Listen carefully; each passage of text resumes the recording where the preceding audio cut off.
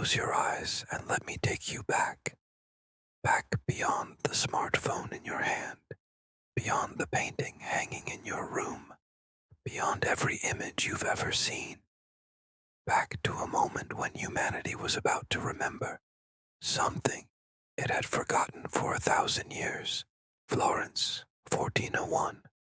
The morning mist rises from the Arno River like the breath of sleeping gods. In a cramped workshop, a young goldsmith named Lorenzo presses his trembling hands against cold bronze, knowing that what he creates in the next few hours will either change the world or destroy his life. But here's what they don't tell you in the museums, what the history books whisper about in footnotes.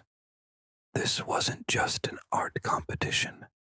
This was the moment humanity stopped crawling and remembered it could fly.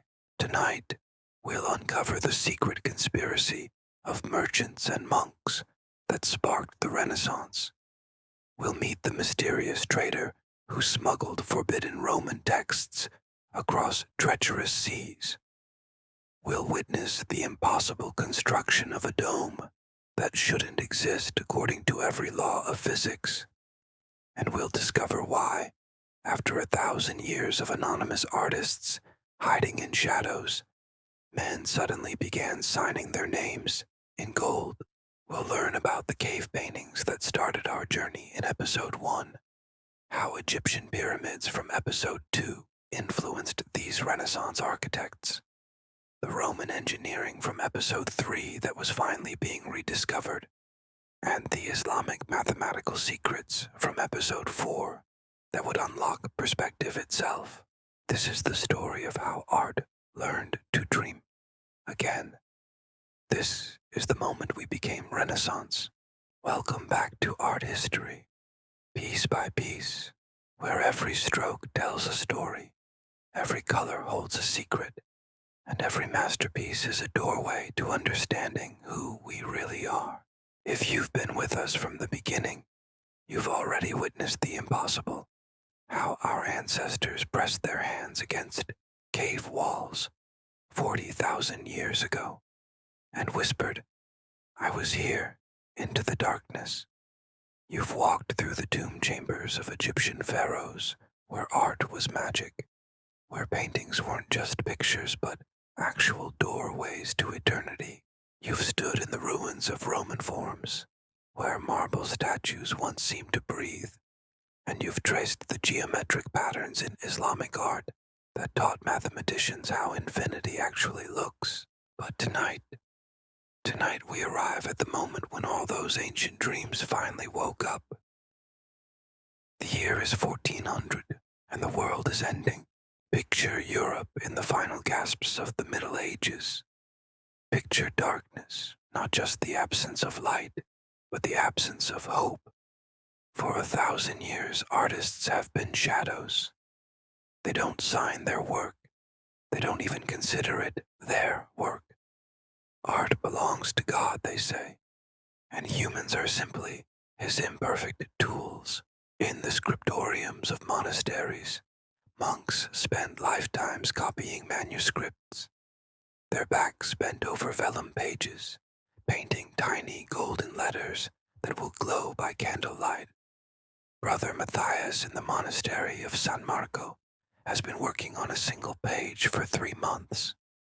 His illuminated D contains an entire universe, twisting vines that spiral into infinity, tiny birds whose eyes are perfect dots of lapis lazuli that cost more than a house. But here's what haunts Brother Matthias as he works. Sometimes, late at night, when the other monks are sleeping, he opens the forbidden drawer in his cell. Inside, wrapped in oiled cloth, are fragments, pieces of parchment that somehow survived the burning of the ancient libraries. Roman texts about art that shouldn't exist. One fragment, badly burned, describes paintings so real that birds flew down from the sky to eat painted grapes, and horses tried to drink from painted streams. Another speaks of artists who could capture light itself, and trap it in pigment, making gold that glowed without fire. Brother Matthias traces these words with his ink-stained finger and whispers a prayer that sounds suspiciously like a wish. Lord, if these ancients could paint light itself, what else could they do? The plague has been raging for 50 years. Half of Europe is dead. Art has become purely religious, purely symbolic, flat, golden, otherworldly. Human faces in paintings don't look like actual humans. They look like angels trying to remember what humanity felt like. But in the workshops of Florence, something is stirring. 3 men unknown to each other are having the same dream.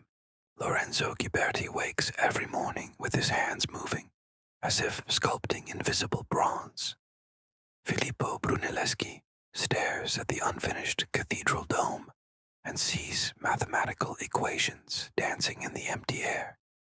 And in a monastery outside the city, a young monk named Fra Angelico mixes pigments that shouldn't exist, creating blues so pure they seem to hold pieces of the sky itself. They don't know it yet, but they are about to become the first Renaissance artists. They don't know that the word Renaissance won't be invented for another 400 years. All they know is that something ancient is calling to them, something that smells like marble dust and sounds like the whisper of brush against canvas. The competition that will change everything is about to begin. January 1401. The morning is so cold that breath turns to frost in the air. Close your eyes and walk with me through the streets of Florence. Your feet slip on cobblestones made slick by winter fog. The city is waking up. Bakers pulling loaves from ovens. Merchants arranging goods by candlelight. The distant sound of hammers from the workshops where magic is being born. Today is the day of the competition.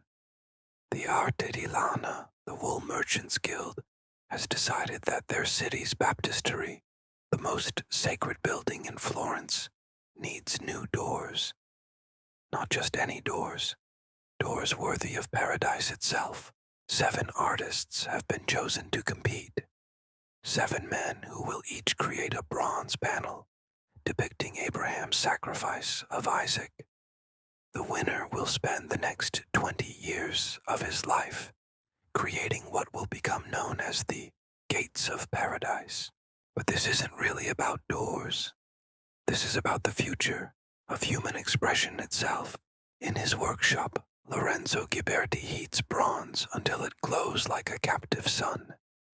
His hands, scarred from years of metalwork, shape the molten metal with tools his grandfather used. Tools his great-grandfather used. But what Lorenzo is creating has never been created before. Watch his hands as he works. Watch how he builds up layers of bronze, so thin they're almost transparent, creating depth where there should only be flatness. Abraham's face emerges from the metal, not like a symbol, not like an icon, but like an actual human being, caught in the most terrible moment of his life. How do I make bronze feel fear? Lorenzo whispers to himself as he works through the night. How do I make metal sweat? Across the city, Filippo Brunelleschi faces the same bronze, the same story. But his mind works differently. While Lorenzo thinks about emotion, Filippo thinks about space. He's been studying the ruins of Roman buildings, measuring their proportions, trying to understand how ancient architects made stone feel infinite. Filippo's panel will be the first artwork to use mathematical perspective. He doesn't even know he's inventing it. He just knows that when he looks at his bronze, Abraham, the space behind the figure should feel as real as the figure itself. The altar should have weight. The angel should appear to be flying toward Abraham from an actual distance. As Filippo carves, something miraculous happens. For the first time in 1,000 years, an artist is not just telling a religious story. He's creating a window into reality itself. The judges gather on a February morning. 7 bronze panels lie before them, each one depicting the same moment. Abraham raising the knife above his son Isaac, the angel arriving just in time to stop the sacrifice. 6 of the panels look like medieval art, beautiful, symbolic, flat. Abraham looks like a saint. Isaac looks like an angel. The angel looks like a golden dream. But 2 panels make the judges catch their breath. Lorenzo's panel makes them feel Abraham's anguish. Every line of bronze speaks of human emotion. Isaac's face shows real terror. Abraham's hand trembles with the weight of God's command. The angel bursts through the scene with urgent desperation, as if it barely arrived in time. Filippo's panel makes them feel like they're standing on Mount Moriah itself. The space breathes. The altar has weight and shadow. Abraham exists in the same world as the viewers, and that world extends infinitely into the bronze background. The judges choose Lorenzo Ghiberti. His doors will take him 21 years to complete, and when they're finished, Michelangelo himself will call them truly worthy of paradise. But here's the secret. Filippo Brunelleschi losing this competition is the best thing that ever happened to architecture. Bitter, disappointed, brilliant Filippo will storm out of Florence and spend the next 2 years in Rome, measuring every ancient building he can find. When he returns, he'll build something impossible. A dome that defies every law of physics and engineering and mathematical perspective. That magical trick Filippo discovered while creating his losing panel. That will become the foundation of every Renaissance painting, every architectural drawing, every image that tries to capture reality itself. But that night, as Lorenzo celebrates his victory and Filippo drowns his sorrows in wine, neither man knows they've just invented the future. Behind every artistic revolution stands someone with deep pockets and deeper dreams. Let me tell you about a man who changed the world by buying books. His name was Cosimo de' Medici, and in 1429 he committed what many considered to be the most expensive act of cultural vandalism in human history. Picture Cosimo in his private study. He's 39 years old, ruler of the most powerful bank in Europe, rich enough to buy kingdoms. But tonight he sits alone, surrounded by something more valuable than gold. Books. Ancient books. Forbidden books. Books that could get him excommunicated if the wrong people knew he owned them. The room smells of vellum and ink, of leather bindings and the peculiar mustiness that comes from texts that have survived for over 1,000 years. Candles flicker against walls, lined floor to ceiling with volumes in Latin, Greek, Arabic, and Hebrew.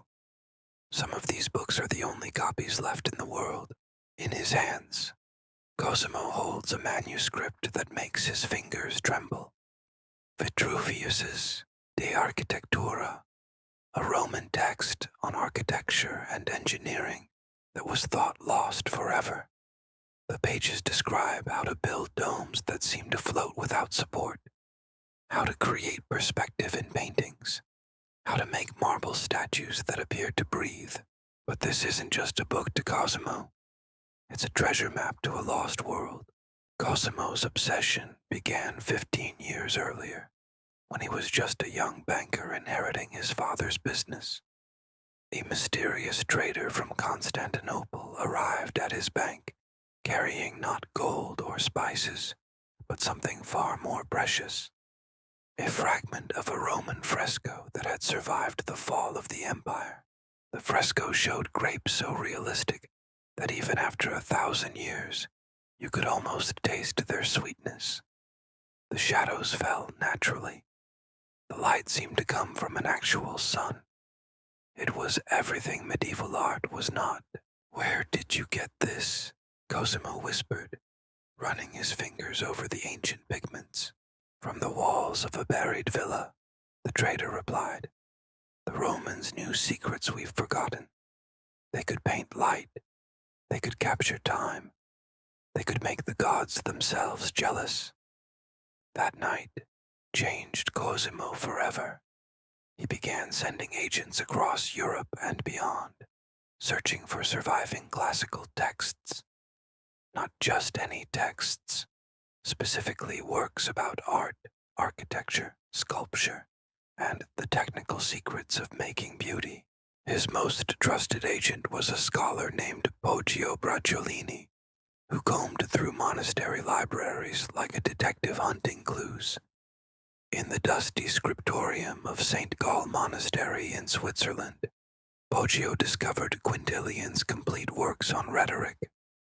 In a German monastery, he found Lucretius's On the Nature of Things. In Florence's own San Marco Monastery, he unearthed Pliny the Elder's natural history, complete with detailed descriptions of ancient painting techniques. But Cosimo's greatest coup came in 1453, when Constantinople fell to the Ottoman Empire. As the Byzantine capital crumbled, Greek scholars fled westward, carrying with them the literary treasures of the ancient world. Cosimo opened his doors and his treasury to these refugees, creating what would become the first Renaissance think tank. Picture the scene. In the Medici gardens, under olive trees that have witnessed centuries pass, scholars from 3 continents gather around tables covered with manuscripts. A Greek philosopher explains Plato's theory of ideal forms to a Roman architect. A Jewish scholar translates Arabic commentaries on Aristotle for an Italian painter. An Islamic mathematician demonstrates geometric patterns that will later bloom in Renaissance frescoes. This isn't just intellectual curiosity. This is the systematic resurrection of human knowledge. In one corner of the garden, a young architect named Leon Battista Alberti studies Euclid's geometry while sketching plans for buildings that seem to grow from mathematical equations. In another, a painter named Masaccio experiments with oil techniques described in a Byzantine manual, creating colors that glow like captured starlight. But here's Cosimo's masterstroke. He doesn't just collect these texts, he has them copied and distributed. For the first time in 1,000 years, artistic knowledge becomes democratized. Techniques that were once guarded by guild secrets become available to any artist willing to learn. Cosimo funds the first printed editions of Vitruvius, of Pliny, of the architectural and artistic treatises that will become the textbooks of the Renaissance. He establishes the Platonic Academy, where artists and philosophers meet to discuss not just what art should look like, but why it should exist at all. And at night, alone in his study, Cosimo opens his most precious volume, a damaged Greek text called Optics by an ancient mathematician named Euclid. The pages describe the mathematical laws that govern how human eyes perceive depth, distance, and space. As Cosimo reads by candlelight, he doesn't know that these optical laws will soon revolutionize painting. He doesn't know that perspective, that magical trick of making flat surfaces appear three-dimensional, is hiding in these mathematical formulas. But he knows something is coming, something that will make the medieval world look like a faded dream. The Renaissance has its funding. Now it needs its artists. Some said it was impossible. Others whispered it was blasphemy. Filippo Brunelleschi called it destiny. The year is 1418. For over a century, Florence Cathedral has stood unfinished, its sanctuary open to the sky like a stone prayer, waiting for an answer. The problem isn't money or materials, it's physics itself. The cathedral's architects had designed an octagonal crossing so wide that no one knew how to roof it. Traditional Gothic techniques won't work. The span is too great, the walls too thin to support a heavy stone vault. Every engineer consulted has delivered the same verdict. Impossible. But Filippo Brunelleschi, still smarting from his loss in the baptistry competition 17 years earlier, looks up at that empty space and sees not an impossible problem, but an inevitable solution. Close your eyes and climb with me. It's dawn, and Filippo begins his daily ritual. Step by step, he ascends the wooden scaffolding that clings to the cathedral's walls, like a spider's web, higher and higher, past the point where most humans dare to go, until Florence spreads below him like a map made of terracotta and gold. At the top, where the dome should begin, Filippo stands in the wind and places his hands on the ancient stones. These walls, he knows, are strong enough to support a dome, but only if that dome defies everything anyone knows about construction. Filippo's secret weapon isn't just engineering, it's archaeology. During his bitter years in Rome after losing the baptistry competition, he spent every daylight hour measuring the ancient buildings, not just admiring them, but dissecting them like a physician studying anatomy. In the ruins of the Baths of Caracalla, he discovered Roman techniques for building enormous vaults without buttresses. In the Pantheon, he found the secret of concrete that grows stronger over time. In forgotten temples, he learned how to make heavy stones feel weightless through perfect distribution of force. But the Romans never attempted anything as ambitious as Florence Cathedral's dome. Filippo must become both archaeologist and inventor, recovering ancient wisdom and pushing it beyond its known limits. His design is audacious, a double-shell dome with an inner shell providing structure and an outer shell protecting against weather. No flying buttresses, no external supports. Just the dome holding itself up through pure mathematical harmony. The city council thinks he's insane. When Filippo presents his plans, one councilman suggests he should be locked away for his own safety. Another declares that the project will collapse within a year, crushing half of Florence. But Cosimo de' Medici, surrounded by his ancient texts on architecture, recognizes genius when he sees it. Give him the commission, Cosimo declares. If Filippo says he can build it, then he can build it. Construction begins in 1420, and from the first day, everything about it seems impossible. Filippo invents new machines for lifting stones higher than humans have ever lifted them.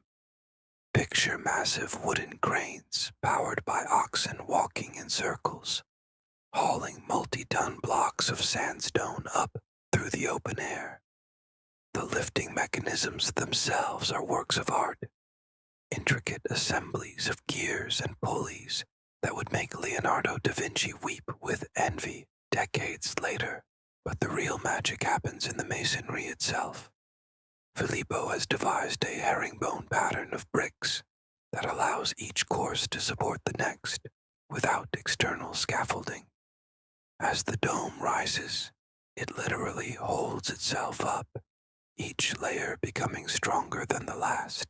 The workers eat lunch suspended between earth and heaven, their feet dangling over a Florence that looks like a toy city.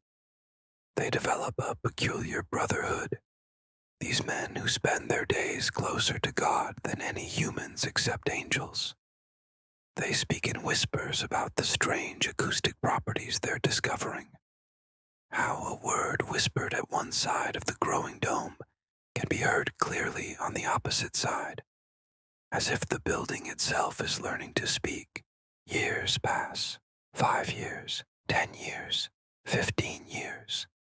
Florence learns to live with the constant sound of construction, the daily miracle of stones flying through air, the slow emergence of something that resembles a mountain grown from human will. Filippo ages, from a young man to an old one during the construction, his hair growing white, his hands becoming gnarled from decades of handling rough stone and rope.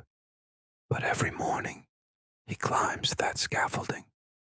Every morning, he places his hands on the growing dome and feels it becoming real. By 1436, the dome is nearly complete.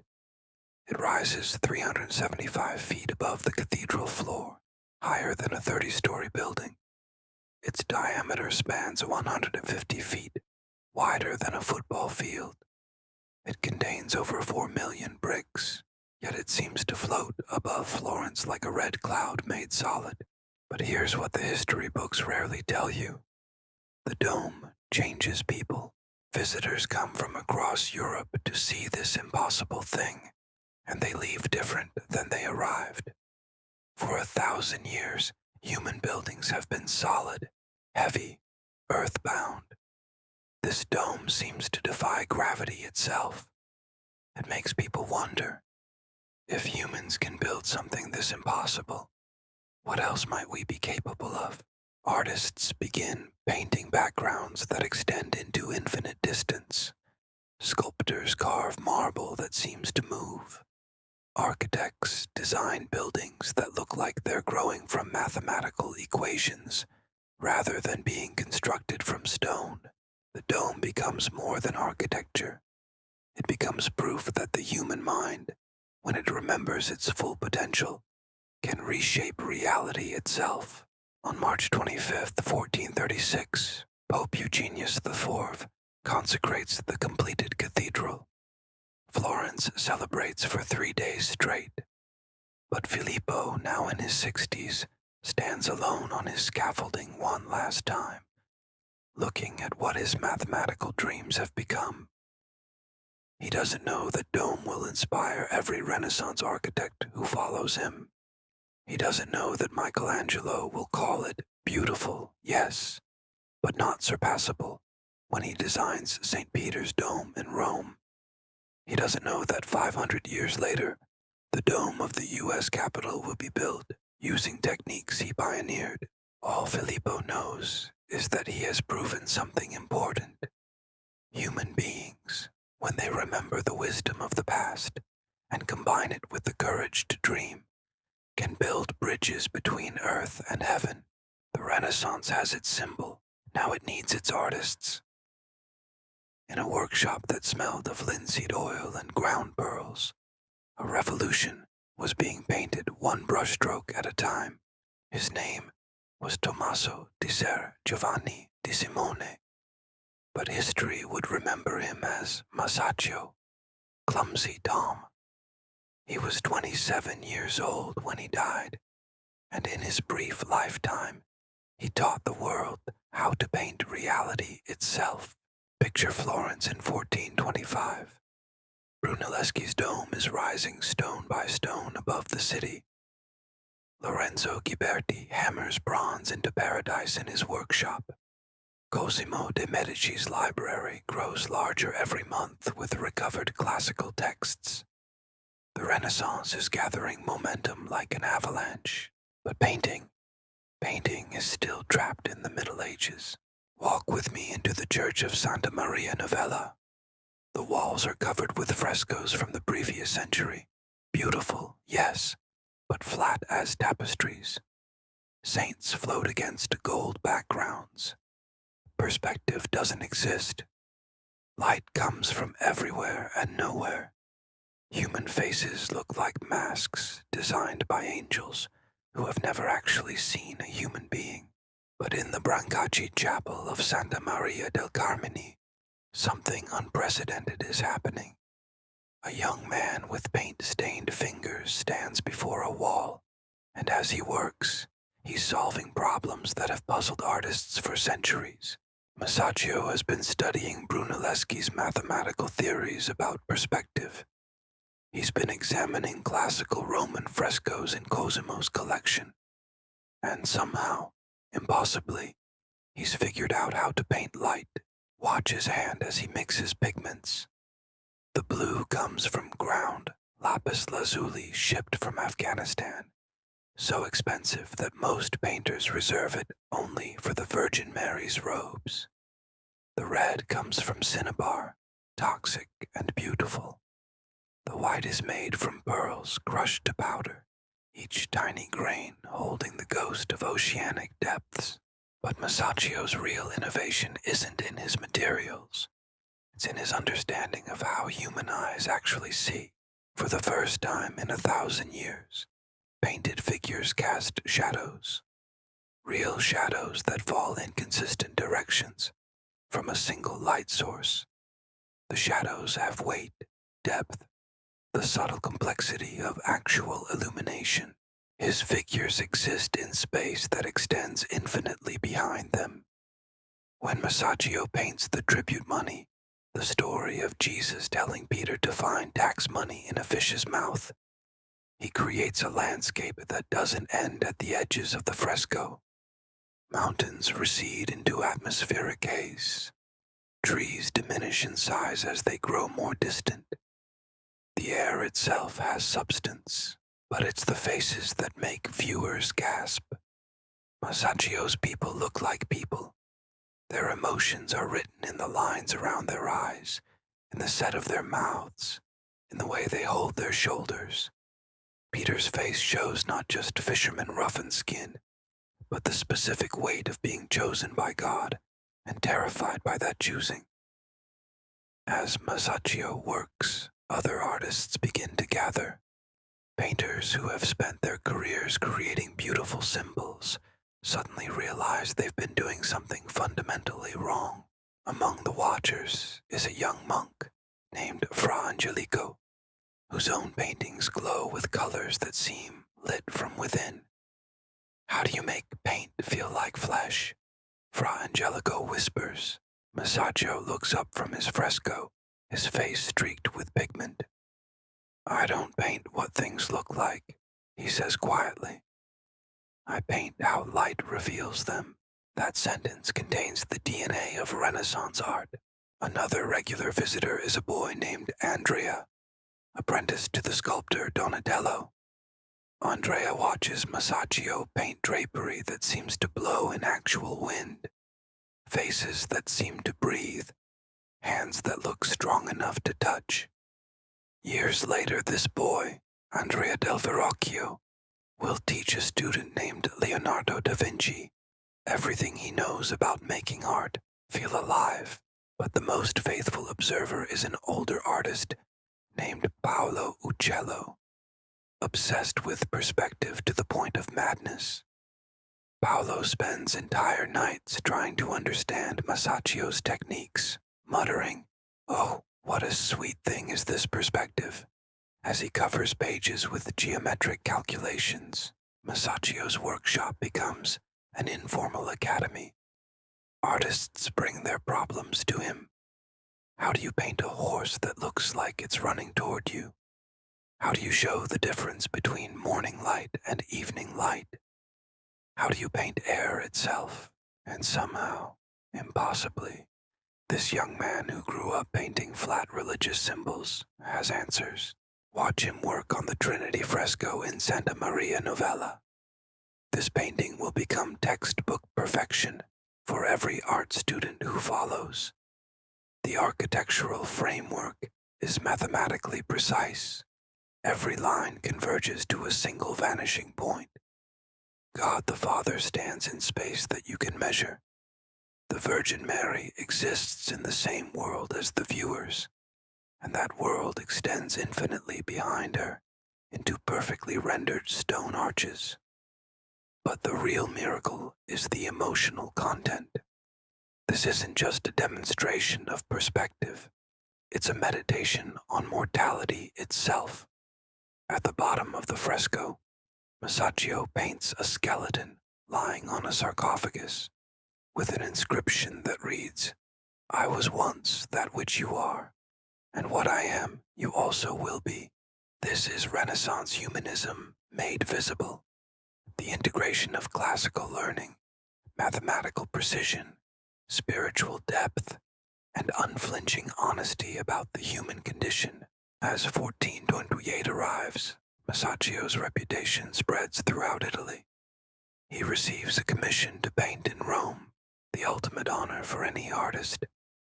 But something goes wrong. Perhaps it's the Roman fever. Perhaps it's poison from the toxic pigments he's handled all his life. Perhaps it's simply the exhaustion of burning through a lifetime of innovation in just a few years. Masaccio dies in Rome at age 27, leaving behind a handful of frescoes that will redirect the course of Western art. But here's what makes his death both tragic and perfect. He dies just as the Renaissance hits its stride. Other artists now know what's possible. The techniques he pioneered will be refined by dozens of followers, perfected by masters like Leonardo and Michelangelo, transformed into the visual language of human potential itself. In the Brancacci Chapel, tourists still gather around Masaccio's frescoes. They come to see paintings that were old when Shakespeare was young, yet still look more real than most photographs. Children point at Peter's face and ask why he looks so sad. Art historians explain perspective and chiaroscuro and Renaissance humanism, but the real explanation is simpler. For the first time in a millennium, an artist remembered that painting wasn't about creating symbols. It was about creating windows into worlds that feel as real as the one you're standing in, windows into the human soul itself. While Masaccio painted light and Brunelleschi built impossibility, the Renaissance was also being written. Picture Leon Battista Alberti in his study, sometime around 1435. He's 31 years old, fluent in Latin, Greek, and mathematics, and he's about to write the book that will teach every artist who follows him how to see. Alberti looks like what you'd get if you crossed a Renaissance gentleman with a classical philosopher. Tall, elegant, with eyes that seem to catalog the mathematical relationships governing everything they observe. He's an architect, but he's never built anything. He's an artist, but he rarely picks up a brush. His medium is knowledge itself.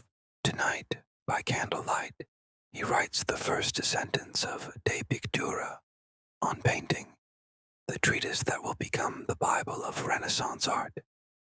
Let me tell you what I have learned about the miracle of sight itself. This isn't just a technical manual.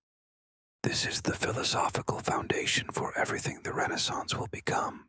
Alberti has been corresponding with Brunelleschi about the mathematical laws governing perspective. He's been studying the Roman texts in Cosimo's library, and he's been watching Masaccio work, taking notes on how paint can be transformed into light. But Alberti's insight goes deeper than technique. He understands that the Renaissance represents a fundamental shift in how humans think about their place in the universe. For 1,000 years, medieval artists painted symbols. A golden halo meant holiness. Blue robes meant divinity. Size indicated spiritual importance rather than physical distance. Art was a language of signs pointing toward transcendent truths. Alberti argues for something revolutionary. Art should mirror reality so perfectly that viewers forget they're looking at paintings at all. The highest goal isn't symbolic communication, it's complete sensory illusion. A painting, Alberti writes, is a window through which we look into the world. That window metaphor will echo through 5 centuries of Western art. As Alberti writes, he's developing the theoretical framework for techniques that artists have been discovering through trial and error. Mathematical perspective becomes a systematic method any artist can learn. The observation of light and shadow becomes a science called chiaroscuro. The study of human proportion becomes an exploration of divine geometry made flesh. But Alberti's greatest insight concerns the artist himself. For the first time, someone argues that artists should be intellectuals, not just skilled craftsmen. They should study mathematics, anatomy, history, philosophy, literature. They should sign their works and take credit for their innovations. They should compete not just for commissions, but for immortality itself. Meanwhile, in Rome, another kind of book is being written. Flavio Biondo, a papal secretary with a passion for archaeology, spends his days wandering through ruins, taking notes on inscriptions, measuring broken columns, trying to piece together the lost world of ancient Rome.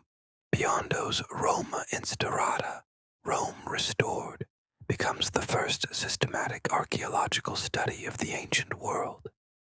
For the first time, someone is trying to understand classical civilization, not as a collection of moral lessons, but as a complex society with its own aesthetic values and technical achievements. These archaeological studies will provide Renaissance artists with their visual vocabulary. The classical orders of architecture, Doric, Ionic, Corinthian, are rediscovered and systematized. Ancient proportions are measured and codified. The Renaissance begins to see itself not as a rebellion against the past, but as a resurrection of it. In Florence, another remarkable book is taking shape in the workshop of Lorenzo Ghiberti. As Ghiberti spends decades creating his bronze doors, he also writes I Commentarii, the Commentaries, the first artist's autobiography in Western literature. Ghiberti writes about his techniques, his inspirations, his struggles with impossible bronze castings. But more importantly, he writes about what it feels like to be an artist during the Renaissance.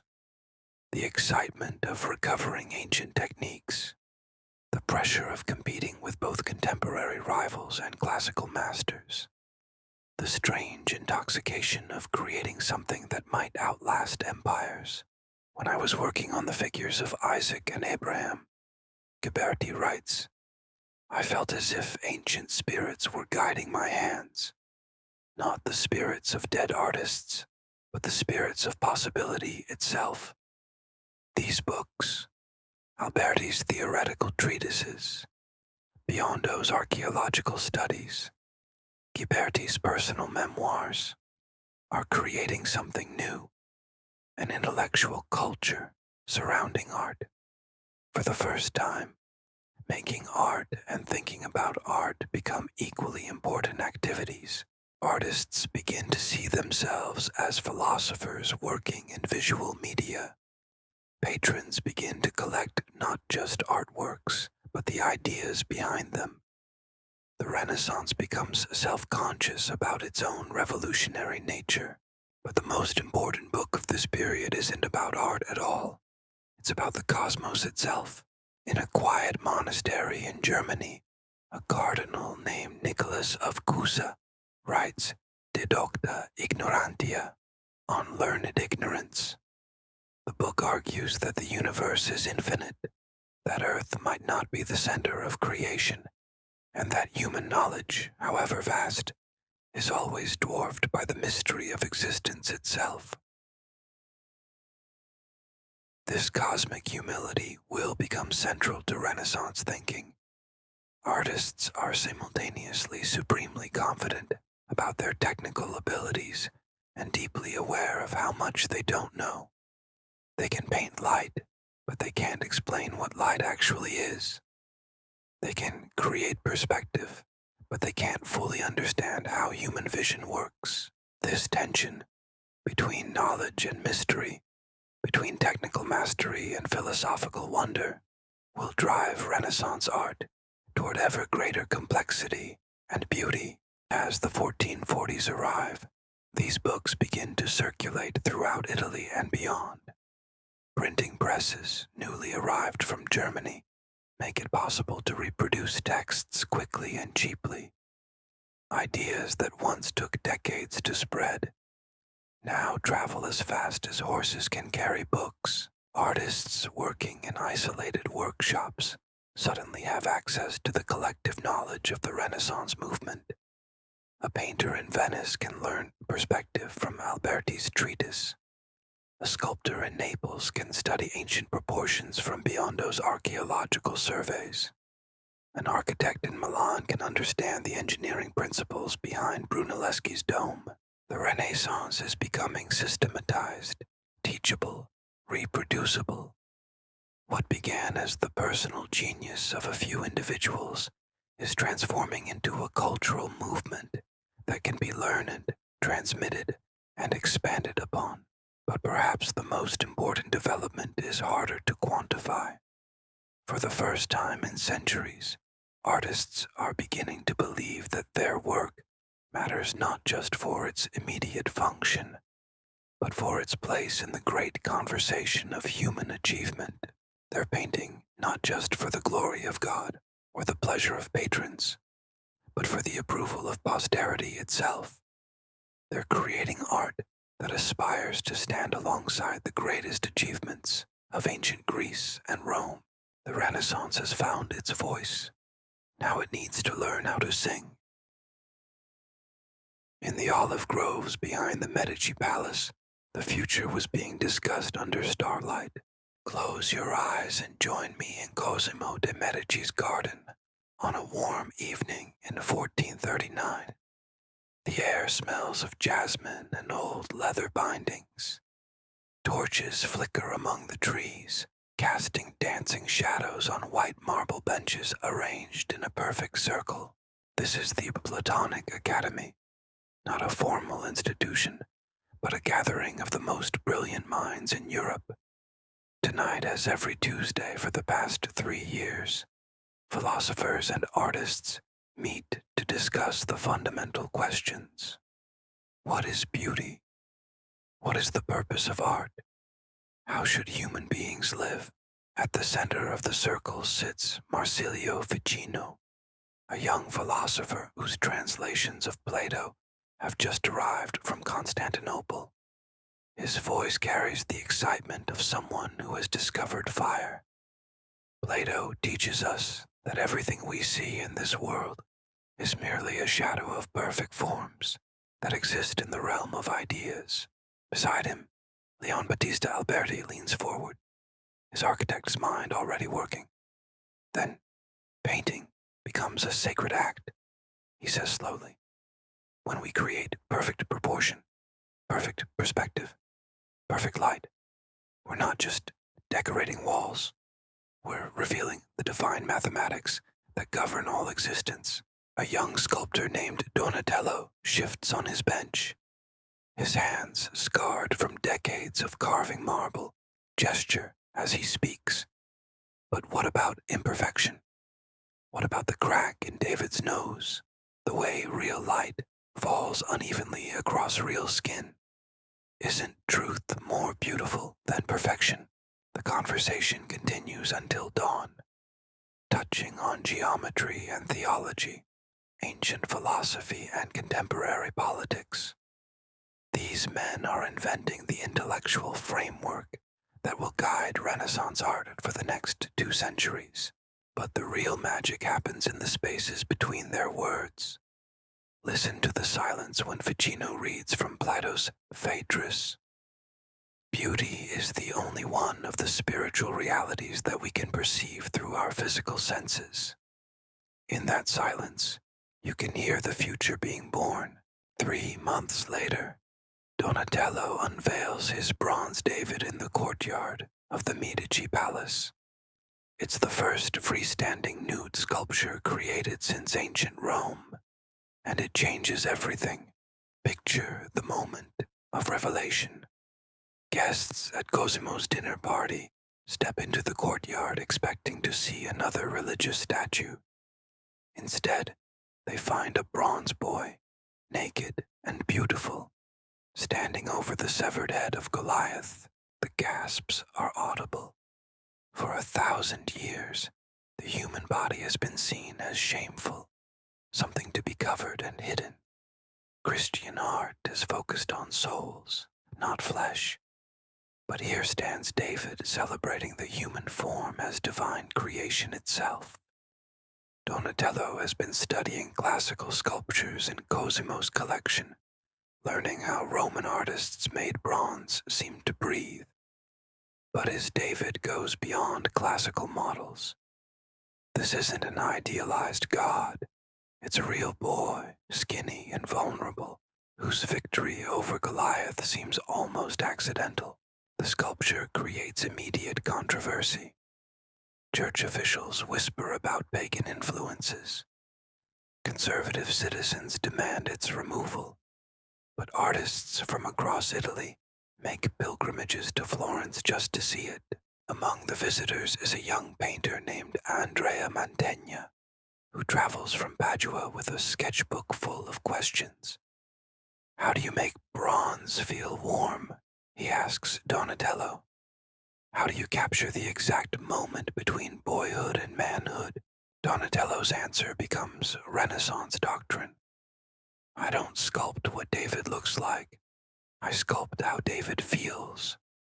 The bronze just holds the feeling so others can experience it.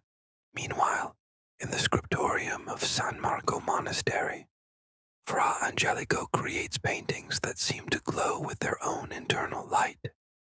His Annunciation transforms a simple biblical scene into a meditation on divine grace entering the human world.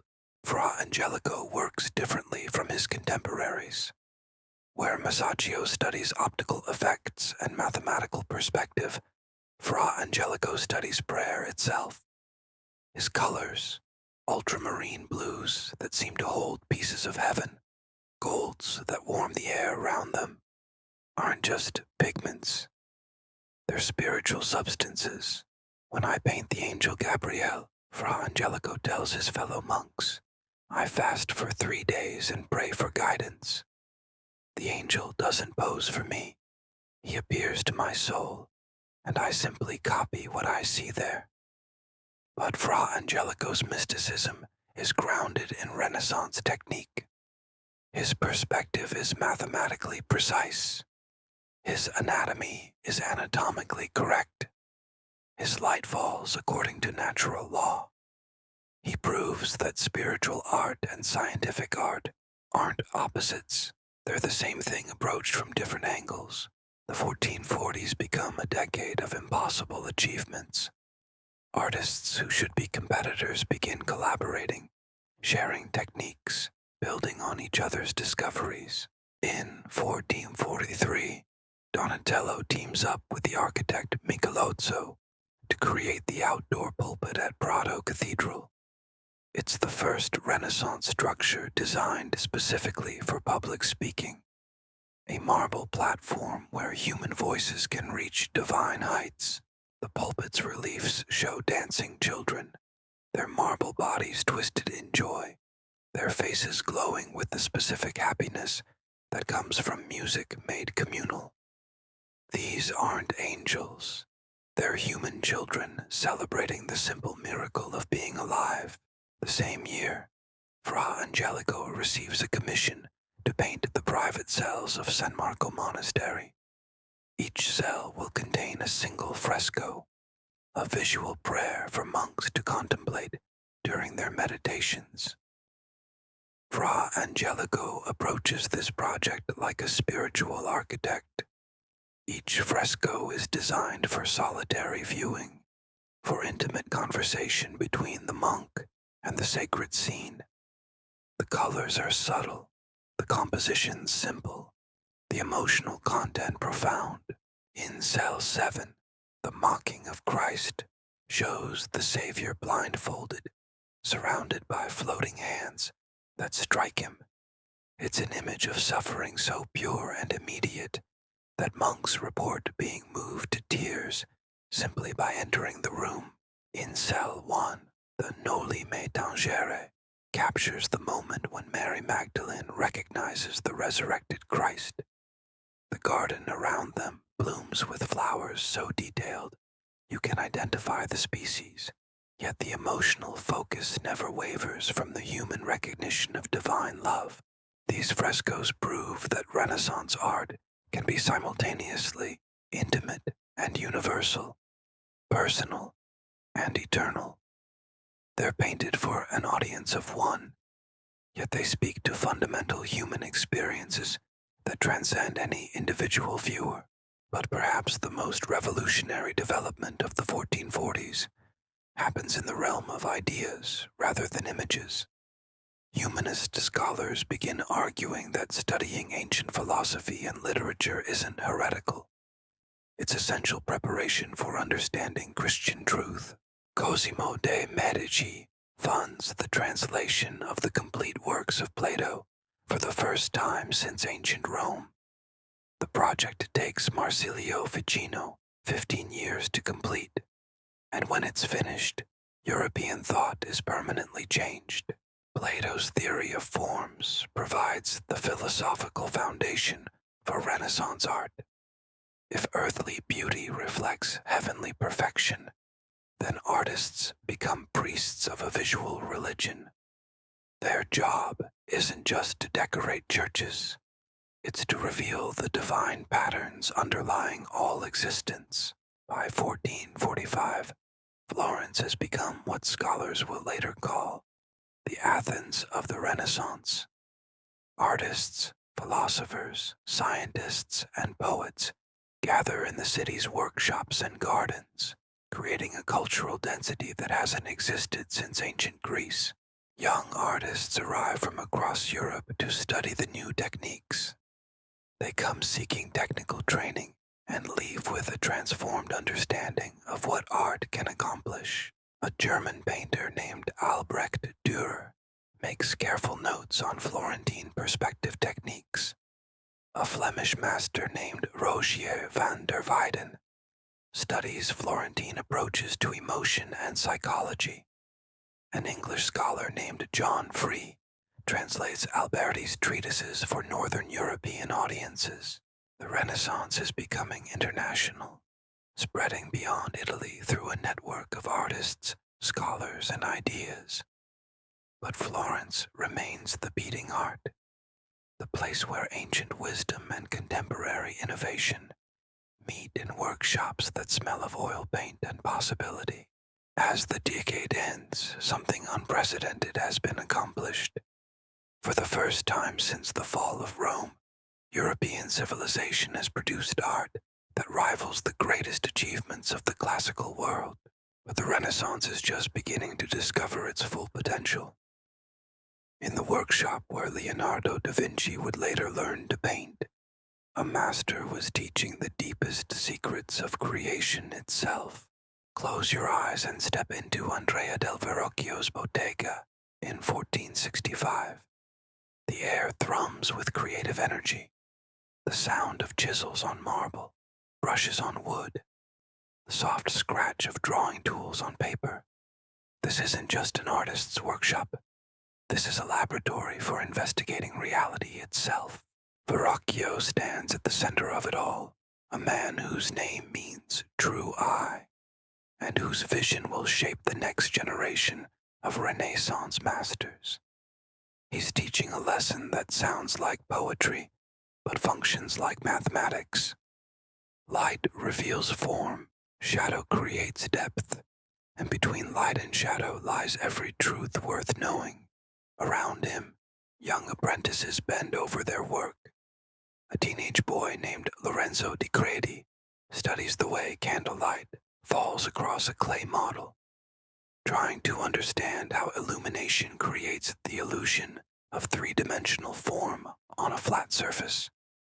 Another student, Pietro Perugino, practices sfumato, that subtle gradation of tones that makes painted objects seem to breathe. But in the corner, working with an intensity that makes the other students nervous, a left-handed boy draws mere writing in a notebook filled with anatomical studies. His name is Leonardo da Vinci, and he's 15 years old, and he's already asking questions that won't be answered for centuries. Master Verrocchio, Leonardo asks, his voice carrying the peculiar confidence of genius recognizing itself. Why does water spiral when it flows around a stone? And why do the spirals in water look exactly like the spirals in human hair? Verrocchio pauses in his own work, a bronze sculpture of David that will rival Donatello's masterpiece, and looks at this strange boy who sees patterns where others see randomness. Perhaps, Verrocchio says carefully, because the same laws that govern the movement of rivers also govern the growth of living things. Perhaps the universe has a grammar, and the artists are learning to speak it fluently. This conversation, happening in a Florentine workshop during the 1460s, contains the DNA of high Renaissance art. The idea that mathematical laws underlie all natural phenomena, and that artists can discover these laws through careful observation, will drive Leonardo, Michelangelo, and Raphael toward achievements that seem almost supernatural. But first, the early Renaissance must perfect its fundamental discoveries.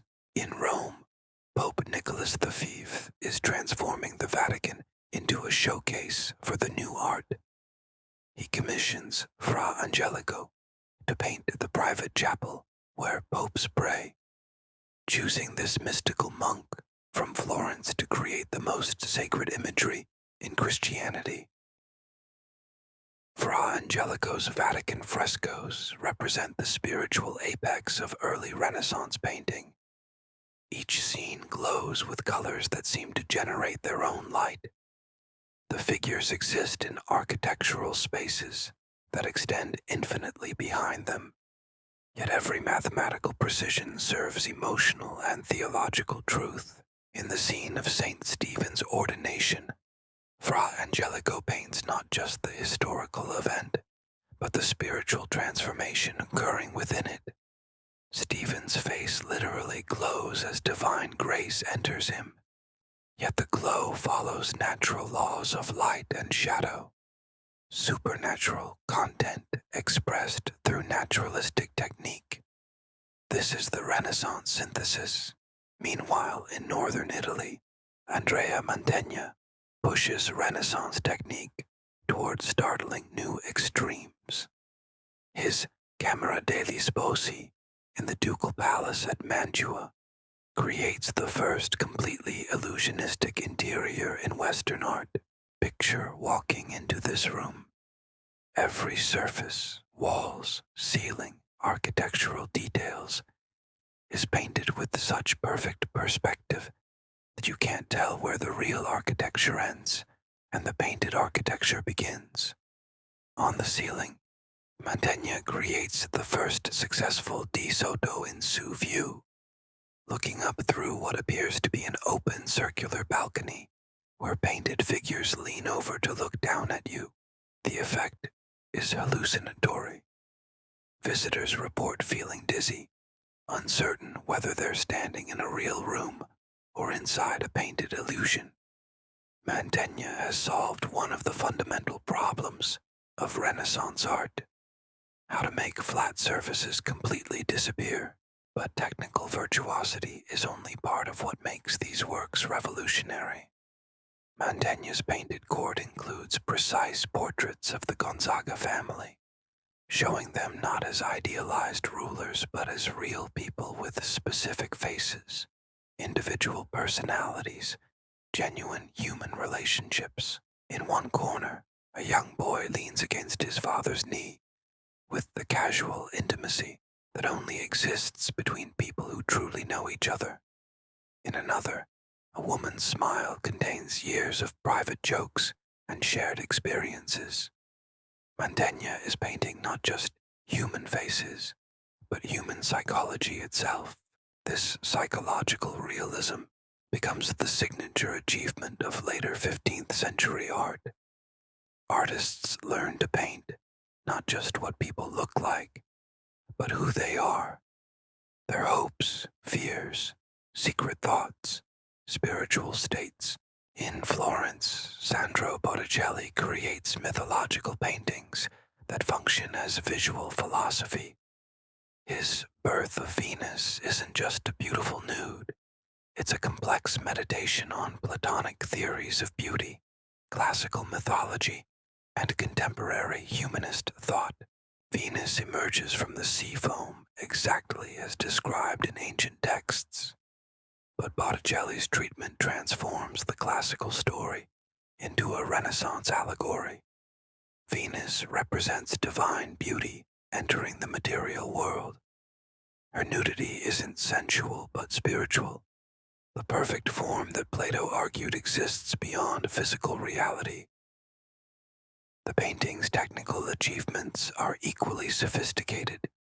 Botticelli has mastered the art of linear perspective, atmospheric perspective, and psychological characterization, but he uses these techniques to create something unprecedented, a work that exists simultaneously in the classical past and the Christian present, appealing to both pagan aesthetics and Renaissance spirituality. By 1475, Renaissance art has achieved something remarkable: complete technical mastery over visual illusion. Artists can paint anything they can see and make viewers believe they're seeing the actual thing rather than painted representations. But this technical perfection creates new challenges. If art can perfectly imitate reality, what's the point of making art at all? Why create painted landscapes when real landscapes exist? Why sculpt human figures when living humans are already perfect divine creations? The answer comes from an unexpected source: mathematics itself. Renaissance artists discover that mathematical relationships, the golden ratio, harmonic proportions, geometric progressions, appear throughout nature. The spiral of a nautilus shell follows the same mathematical sequence as the arrangement of seeds in a sunflower. The proportions of the human face echo the proportions of classical architecture. This discovery transforms art from imitation into revelation. Artists aren't just copying what they see, they're uncovering the hidden mathematical harmonies that make creation itself beautiful. Luca Pacioli, a mathematician and Franciscan friar, publishes De Divina Proportione, on divine proportion, a treatise on the mathematical basis of beauty. The book includes illustrations by Leonardo da Vinci, showing how geometric principles govern everything from human anatomy to architectural design. Divine proportion, Pacioli writes, is the secret signature that God writes throughout his creation. Artists who discover this signature become collaborators in the ongoing work of creation itself. This theological mathematics will guide Renaissance art toward its greatest achievements. When Michelangelo carves David, he's not just creating a statue. He's revealing the mathematical perfection hidden within marble. When Raphael paints the School of Athens, he's not just depicting ancient philosophers. He's demonstrating how mathematical harmony can organize both architectural space and philosophical thought. As the 15th century ends, Renaissance art stands at a crucial threshold. The technical problems have been solved. The philosophical framework has been established. The next generation will inherit tools and ideas powerful enough to create works that seem divine in their perfection. But perfection, as these artists are about to discover, is just the beginning. In the final years of the 15th century, something was building in the air above Florence, an artistic storm that would change the world forever. Close your eyes and feel the tension. It's 1495, and three young men are about to collide with destiny. They don't know each other well yet. They have no idea that their names will be linked throughout history like notes in a divine chord. All they know is that they're hungry. Hungry for beauty, for challenge, for the chance to create something that will make the ancient masters weep with envy. In Rome, a 20-year-old from the mountains of central Italy walks through the ruins of the Forum, his eyes wide with wonder and ambition. His name is Michelangelo Buonarroti, and he carries in his leather satchel drawings of muscle and bone that no human has ever drawn before. Michelangelo has been secretly dissecting corpses in the morgue of Santo Spirito Monastery, studying anatomy with a precision that rivals any physician. But where doctors see mechanical systems, Michelangelo sees divine architecture. Every muscle is a perfectly designed marble sculpture, waiting to be liberated from living flesh. He sketches the Laocoon group, that ancient masterpiece showing the Trojan priest and his sons being killed by serpents. His drawings capture not just the physical struggle, but the psychological agony, the way terror transforms human faces into masks of primal emotion. I will carve figures that surpass this, Michelangelo whispers to the ancient marble. I will make stone more alive than life itself. Meanwhile, in Milan, a 43-year-old court artist finishes the most revolutionary painting in human history, though he doesn't know it yet. Leonardo da Vinci steps back from The Last Supper, wiping paint from his hands. Exhausted from 3 years of obsessive work, Leonardo has invented a new painting technique for this fresco, an experimental method that allows him to work slowly, building up layers of oil paint over tempera. The process is killing him, and it will eventually destroy the painting itself, but it's allowing him to capture psychological subtleties impossible with traditional fresco technique. Look at what he's accomplished. 12 apostles, each reacting differently to Christ's announcement that one of them will betray him. Every face tells a story. Every gesture reveals character. Peter grips a knife with the instinctive aggression that will later make him cut off a soldier's ear. John swoons with the sensitive grief that made Christ love him especially.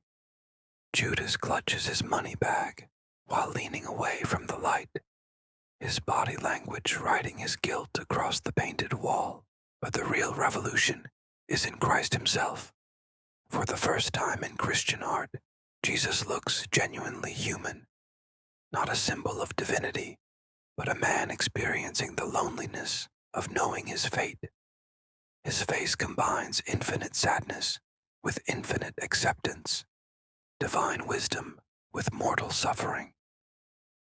Leonardo has solved the central problem of Renaissance art: how to paint the soul itself. 200 miles south in the papal court at Rome, a teenage prodigy from Urbino receives the commission that will make his reputation. His name is Raffaello Sanzio, Raphael, and at 17, he already paints with a grace that makes older artists shake their heads in amazement.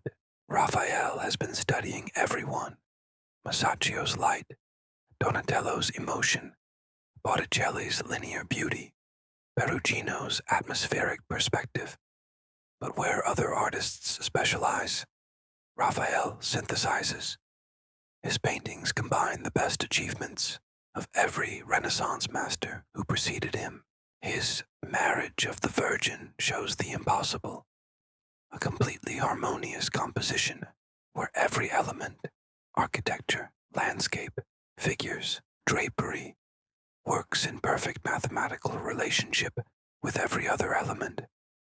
The perspective is flawless, the psychology profound, the spiritual content unmistakable, yet nothing feels forced or artificial. Raphael paints the way Mozart will later compose, with such natural perfection that the technique becomes invisible. You don't notice his brushstrokes or his color mixing or his perspective calculations. You just enter into a world that feels more beautiful, more harmonious, more hopeful than the one you inhabit. But perhaps the most significant development of these years happens not in any single artwork, but in the changing relationship between artists and society itself. For the first time in human history, artists are becoming celebrities. People travel across Europe not just to see artworks, but to meet the artists who created them. Rulers compete to employ the best painters and sculptors. Wealthy collectors pay enormous sums, not just for finished works, but for drawings, sketches, anything touched by acknowledged genius. This celebrity status transforms art from craft to high culture.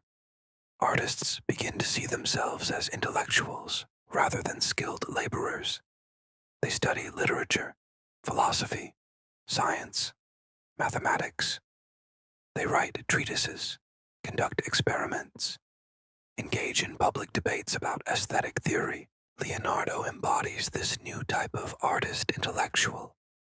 His notebooks contain designs for flying machines, studies of plant growth, theories about the movement of water, anatomical investigations that won't be equaled for centuries. Art becomes just one aspect of a comprehensive investigation into the nature of reality itself. This intellectual approach to art will define the High Renaissance. When these three young masters, Leonardo, Michelangelo, Raphael, finally come together in Rome during the first decade of the 16th century, they'll create works that combine technical perfection with philosophical depth, classical knowledge with Christian spirituality, rational analysis with intuitive genius. But first, each must complete his apprenticeship with destiny. In 1498, Michelangelo returns to Florence and begins carving his Pietà, the sculpture that will make him famous throughout Europe before his 25th birthday.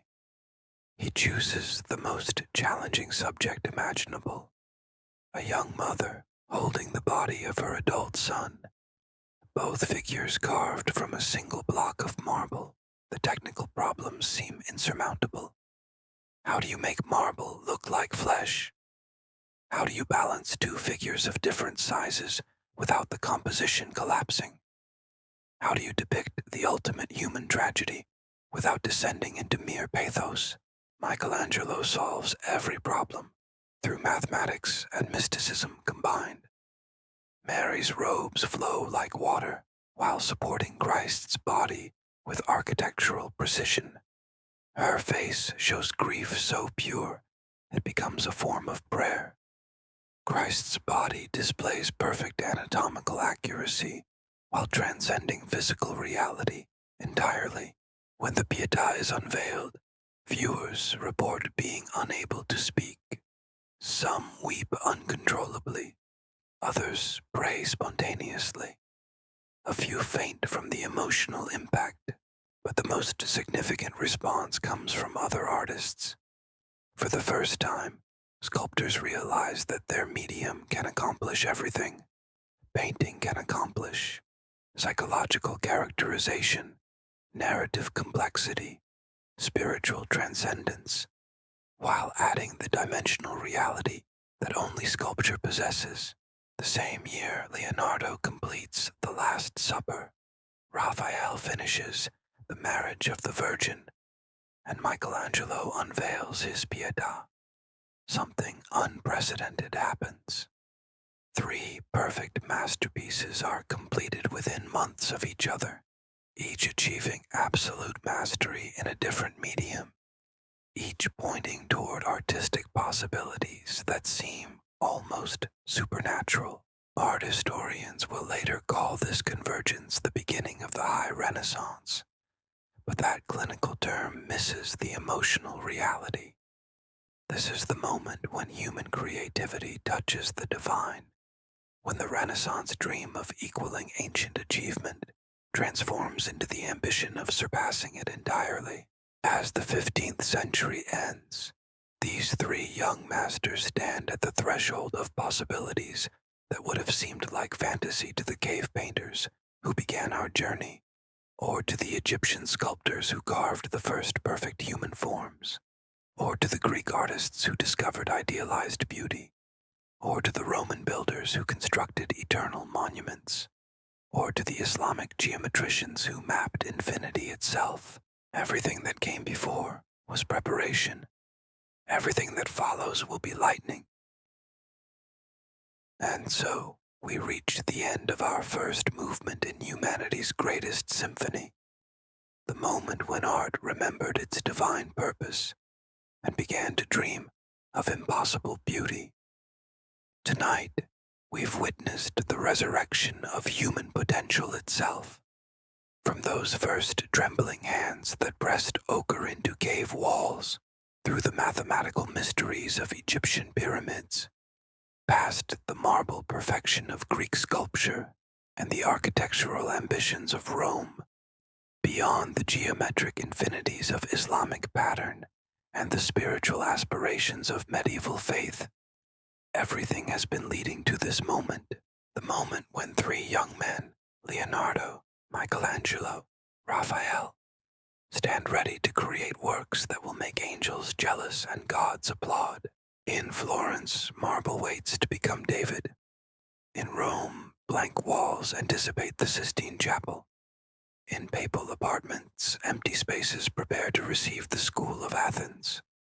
The High Renaissance is about to begin, and with it, art will touch heights that humanity has never reached before or since. Think about the journey we've taken together. We began with anonymous cave painters who had no words for art, who simply felt compelled to leave marks that said, "I was here." We end with named masters whose individual genius will be celebrated for centuries, whose specific techniques will be studied by every serious artist who follows. We began with images that served magic and religion. We end with artworks that have become religions unto themselves, destinations for pilgrimages, objects of devotion, sources of transformation for millions of people who will stand before them and feel their lives change. But perhaps most remarkably, we've witnessed the consistent human drive to reach beyond the possible. Every generation of artists we've met has looked at the achievements of their predecessors and asked the same question. What if we could go further? The cave painters asked. What if we could make these animals look alive? The Egyptians asked, what if we could paint eternity itself? The Greeks asked, what if we could carve perfect beauty? The Romans asked, what if we could build forever? The Islamic masters asked, what if we could show the face of infinity? The medieval artists asked, what if we could paint the soul? The Renaissance pioneers asked, what if we could recover everything and then go beyond it? Each generation inherited tools and dreams from those who came before, then pushed those tools and dreams toward new impossibilities. Each century stood on the shoulders of previous centuries, reaching higher toward beauty, truth, and the kind of perfection that makes human hearts stop beating for a moment in pure recognition. As you drift toward sleep tonight, let your mind hold the image of Masaccio's Trinity, that perfect mathematical space where human and divine meet in painted light, or Fra Angelico's Annunciation, where heaven touches earth in colors that seem to generate their own luminescence, or Donatello's David, where bronze becomes flesh, becomes spirit, becomes eternal beauty. These works exist not just in museums now, but in your imagination. They live not just as tourist destinations, but as permanent expansions of what you know to be possible.